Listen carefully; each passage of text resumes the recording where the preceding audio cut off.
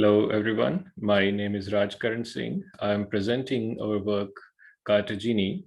Carta word comes from Italian language, which means a map, and genie is a wizard. We call our work CartaGenie as it synthesizes the maps of mobile network traffic for the regions of interest.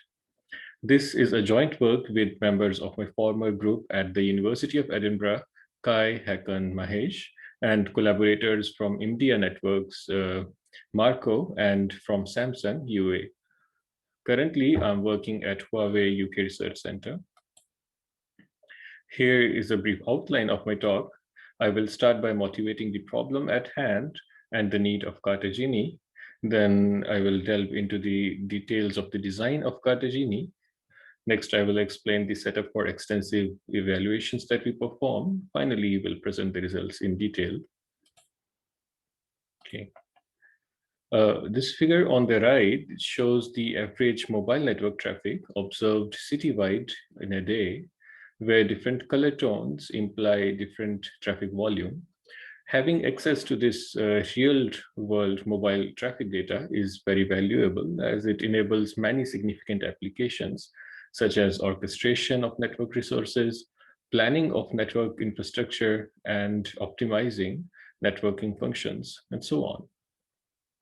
However, such real-world data is not generally made publicly available because of multiple reasons, such as data is bounded by confidentiality agreements, or it contains sensitive commercial information as well as private user information. So given that access to the real world traffic data is not possible, the question is whether we can synthesize the traffic data that closely mimics the real traffic characteristics.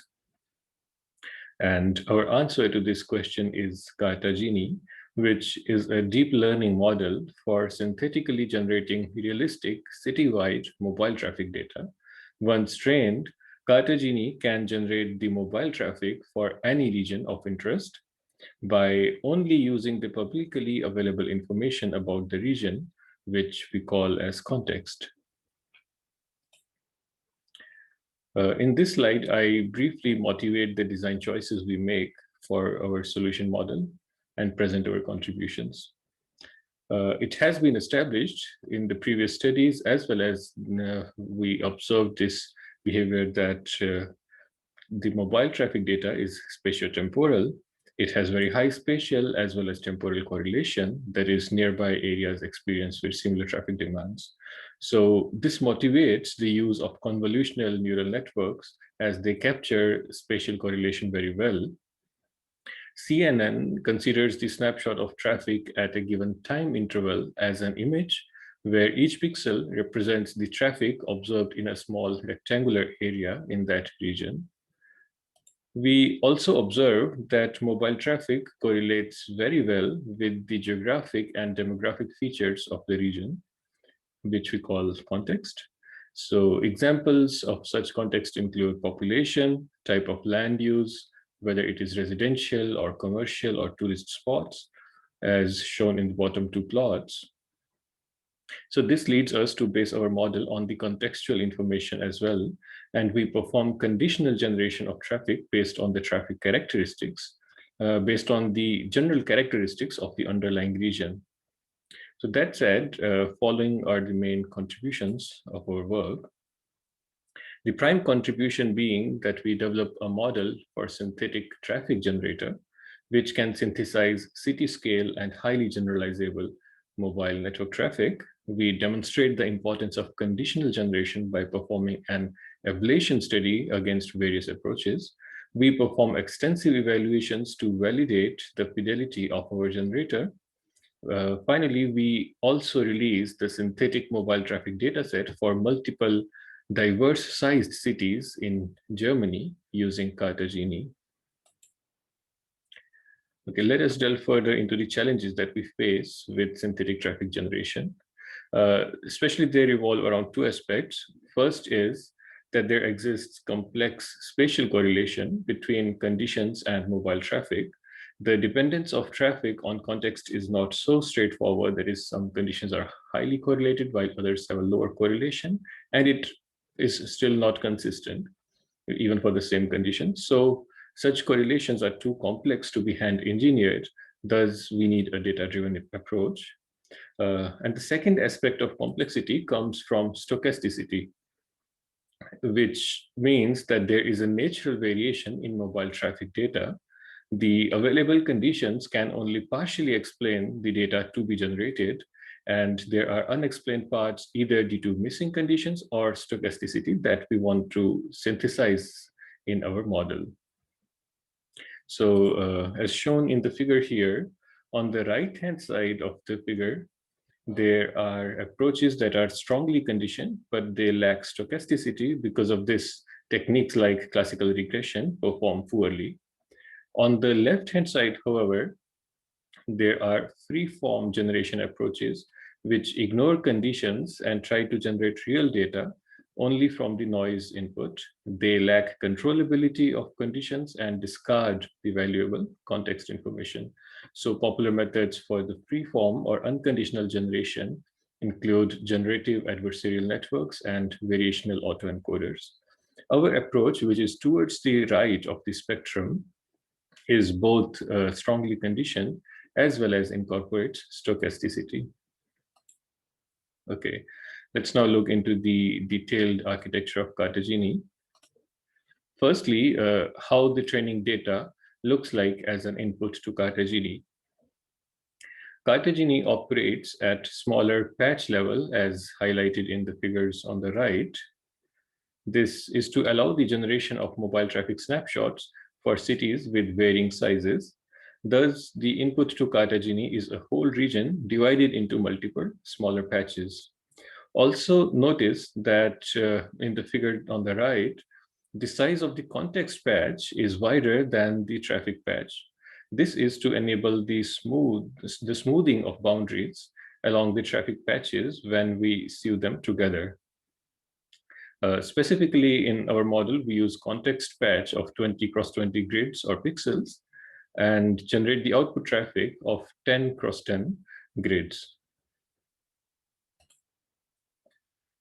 Okay, as mentioned earlier, CartaGenie is a conditional deep generator with a tailored convolutional neural network architecture. It takes as input the context or conditions, which are of two types.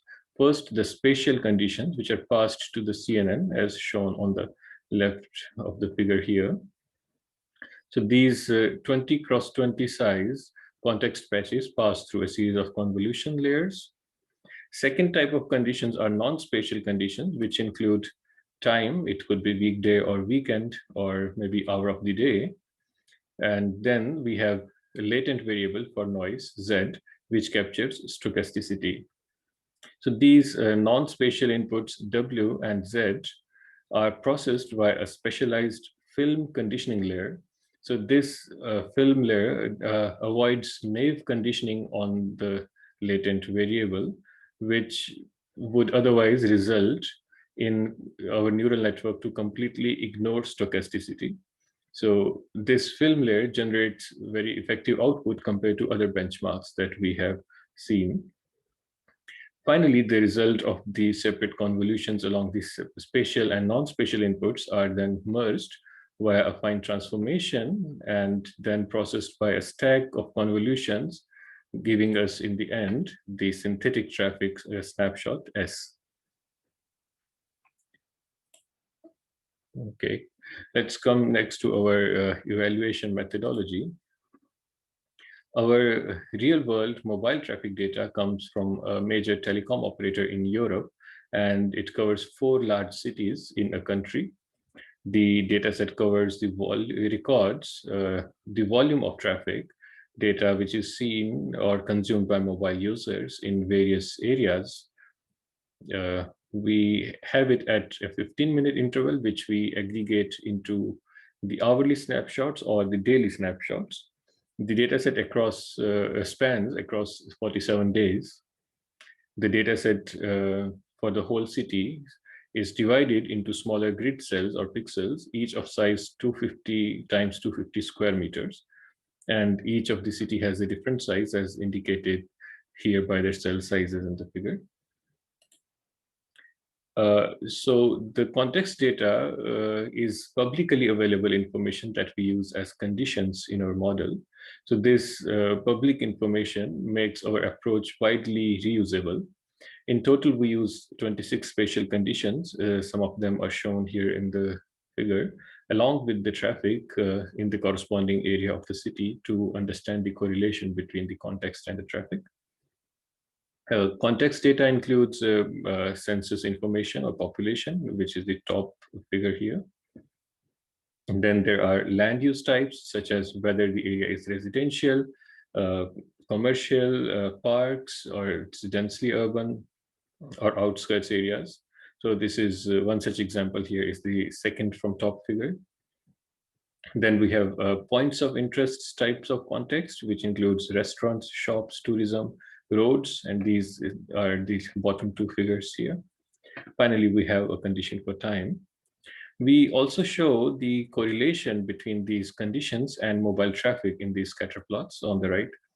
X-axis is the value of the condition in a grid cell, and Y-axis is the corresponding traffic value. And we also report the Pearson correlation coefficient values between the two, as shown in the figure. Note that none of these attributes is correlated with traffic in a straightforward manner, and this is the reason we take the tailored and sophisticated approach in designing CartaGenie. Okay, for comparison, we consider a range of benchmarks to compare our work against. These include regression-based approaches, which we see as very basic approach that trains the model by treating conditions as inputs or attributes and predicting the output traffic. We use two main variants of regression. One is multi-layer perceptron-based, and the other is CNN-based. Both these approaches can be seen as strongly conditioned since input to regressor is context data. However, they fail to capture stochasticity, which we mentioned earlier as well. So the results from the CNN regressor, however, were better, and they established the need of convolutions to better capture these spatial correlations. Next, we also look at generative adversarial networks as one of the benchmarks. GANs have been recently employed very successfully for generating synthetic datasets, especially in the image domain.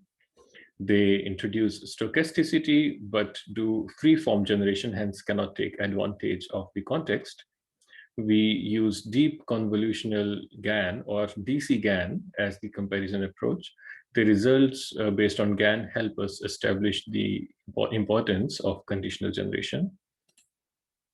So there are conditional variants of GANs as well, GANs or VAEs that take advantage of context and also add stochasticity. However, we observe that they add more complexity and offer either similar or low quality results than CartaGenie, so we do not include them in our results. Lastly, Pix2Pix is a powerful state-of-the-art image-to-image translation framework. It incorporates both stochasticity as well as conditional dependence and uses a deep network based on a UNet encoder-decoder architecture. We evaluate our results by various types of metrics as well. For qualitative evaluation, we use visualizations of traffic maps, as well as compare network traffic characteristics by generating time series plots, distributions, and histograms. For quantitative evaluation, we use PSNR, which is peak signal to noise ratio, and SSIM, which is structural similarity index, to compare result and synthetic traffic. These are image quality metrics, and we use them here since we see traffic snapshots as images. PSNR compares the corresponding pixels of the traffic, real and synthetic traffic independently, while SSIM compares images by taking into account their spatial construct. So they both complement each other in terms of evaluation. Also, one thing to note is that we use the optimal transport or OT regime versions of PSNR and SSIM, since the input and synthetic traffic snapshots are samples of the representative distributions. OT is widely used to characterize the distance between two distributions, and that is the reason we use them here. Further, to assess the utility of the generated traces, we provide as input our synthetically generated mobile traffic data to two practical use cases of networking data and compare the results against the real input traffic. So one of the use case comes from the networking domain, which is edge data center planning, while the other one is related to demography, which is for estimating users' presence. We'll go into each aspect of evaluation into detail now. Okay, so the image on the left shows the heat map of real traffic observed on an average day. And we also show heat maps for various benchmarks. We noticed that the heat map for CartaGenie looks much closer to the real traffic compared to other approaches. For example, MLP regression is not able to capture the spatial correlation, and CNN-based regression is better spatially. However, the neighboring regions have very similar traffic, and hence the heat map looks blurry. Pix to Pix is better than above two. However, it has issues in putting together different traffic patches, as can be seen along the borders of these 20 cross 20 sized patches. We also look at the time series plots of the daily traffic for 47 days. So this traffic, as we see in the top plot, generally is generally higher during weekdays as compared to the weekends, and this trend is captured very well by CartaGenie compared to other approaches.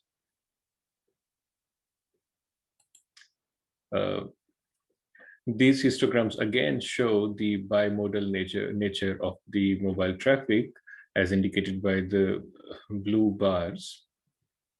It again confirms that CartaGenie can easily capture that there are two modes in the total traffic corresponding to weekday and weekend patterns.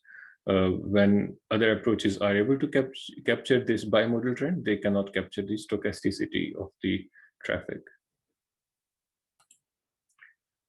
Okay, in terms of the quantitative results, this table here summarizes the comparison between CartaGenie and other benchmark approaches using PSNR and SSIM. We show results for weekdays and weekends separately and look at only one city for simplicity in this case. So the best performing method in each case is highlighted in bold. We see that in most of the cases, results are over 25 for OT PSNR and around 0.8 for OT SSIM. The ideal value for PSNR is considered as 40, although it can go till infinity. Similarly, we aim for 1 as ideal value for the SSIM. Overall, CartaGenie outperforms the benchmarks, especially during the test time. The only exception is the CNN regression, which performs similarly to CartaGenie, but fails in other types of evaluated metrics. Further, these two tables also present the fidelity metrics for all cities now. The left table shows daily traffic snapshots. The results are consistently over the desired travel levels of 25 for PSNR and 0.8 for SSIM. Being borderline for city A, which has markedly different traffic patterns, such as extremely high peak traffic compared to other cities. Also note that the performance for weekends is consistently better than weekdays. This is likely because there are lesser variations during weekends. This table on the right shows peak hour traffic. Here, the metric values are slightly better than the left one, which is for the daily traffic. We again attribute this to the fact that the traffic patterns across a whole day show more variations than in the peak hour, and hence, because of lesser variations, our models are able to capture the traffic better. We further show the effectiveness of our model to generate realistic traffic by using them in practical network data applications. Our first network data application is to determine where to place edge data centers in a region. With 5G, the effort is being made to move the network functions to the edge. The location of edge servers affects the association of the underlying base stations, and this affects performance, for example, in terms of load balancing. So we use both real data and synthetic data to determine the placement of edge cloud with the goal of load balancing. This figure here shows the fairness of load distribution among edge data centers under multiple configurations, that is, by varying the number of edge clouds. The deployments driven by synthetic distribution and real-world distribution only differ by 1 to 3% in terms of fairness, which is a reasonable value. Our second use case comes from the demographic domain and estimates human presence by linking mobile traffic to the activity levels of users. We generate daily population estimates separately for synthetic traffic and for real traffic. We then compare the resulting population densities, again in terms of OT PSNR and OT SSIM. We see that PSNR is well above 26 in all cases, and SSIM is typically around 0.8. So these two use cases again prove that CartaGenie can consistently enable dependable research. It is also worth mentioning that a good amount of work has been done in modeling network traffic. However, the scale as well as accuracy with which we deal with the problem at hand is far superior than the existing works. So, for example, there are traditional approaches that are native to the networking community, which consist of packet-level trace generators, for example, iPerf, Ostinato, and also network simulators. They only model certain aspects of traffic and then randomly sample from the learned distributions. This work by Di Francisco et al., it models the traffic demand across a region using real traffic data. However, it just models the probability distribution, specifically log normal, and then independently samples from it. They model the traffic without spatial or temporal dimension. Then there is this doppelganger work, which specifically looks into temporal data. They have a different focus and a non-networking data type. Then we have a traffic GAN, which models vehicle traffic data, which is a different data type. So it also assumes correlation between traffic and the roads, which is unrealistic assumption for our setup. Then we have a SpectraGAN, which is a recent work by our group, which models spatiotemporal aspects of the data. Its focus is on the temporal aspect as well, which is slightly different from our current work, hence not directly considered in our case studies here. Okay, to summarize, we presented CartaGenie, which is a novel method for generating mobile network data. It is a conditional generator based on a tailored convolutional neural network. It only requires public context information to generate traffic data and can synthesize high-fidelity city-scale traffic snapshots. Finally, we use CartaGenie to synthesize mobile traffic for 5 diverse-sized cities in Germany. So this dataset consists of daily traffic as well as peak hour traffic snapshots for these cities, and we make this dataset publicly available. This concludes my talk, and I'm happy to answer any questions. Thank you.